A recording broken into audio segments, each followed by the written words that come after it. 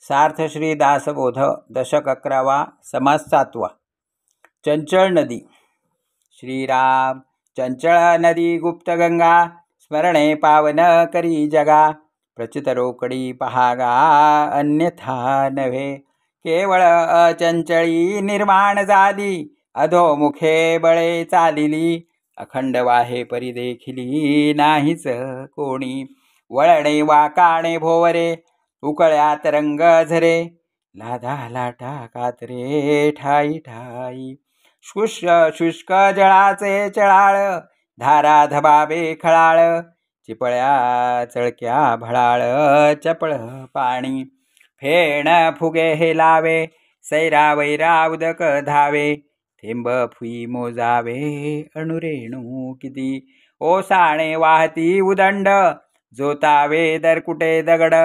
खडके बेटे आड, वळसा उठे. मृद भूमी तुटून गेल्या, कठीण देशाची राहिल्या.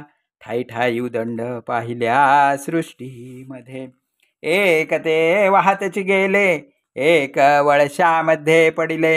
एक साकडीत अडकले अधोमुख, एक आपट आपटोच गेली.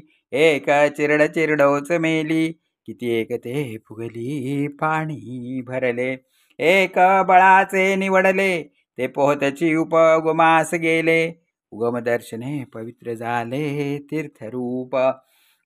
तेथे ब्रह्मादिकांची भुवने, ब्रह्मांड देवतांची स्थाने.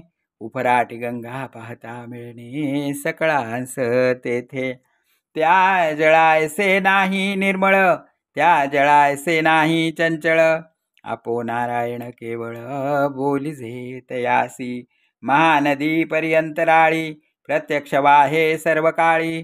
स्वर्ग मृत्यू पाताळी परतली पहा. अर्धोर्धाष्ट ही दिशा, तिचे उदक करी वळसा. जाणते जाणती जगदीशा, सारखीच ते.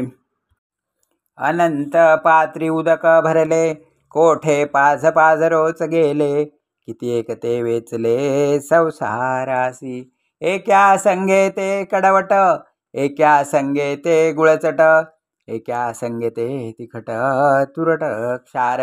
ज्या ज्या पदार्थास मिळे, तेथे तद्रूपची मिसळे. सखोल भूमिस तुंबळे सखोलपणे. विषामध्ये विषची होते, अमृतामध्ये मिळून जाते. सुगंधी सुगंध ते दुर्गंधी दुर्गंध. गुणी अवगुणी मिळे, जयाचे त्या परी निवळे. त्या उदकाचा महिमा न कळे, उदके वीण. उदक वाहे अपरंपार, न कळे नदी की सरोवर. जळवास करून नर राहिले किती एक. उगमा पहिलीकडे गेले, तेथे परतो न पाहिले. तेवते पाणी चाटले काही नाही. वृत्ती शून्य योगेश्वर, याचा पाहावा विचार. दास म्हणे वारंवार, किती सांगो. इति श्री दासबोधे गुरु शिष्य संवादे. चंचळ नदी निरूपण नाम समास 7. श्रीराम श्रीराम श्रीराम.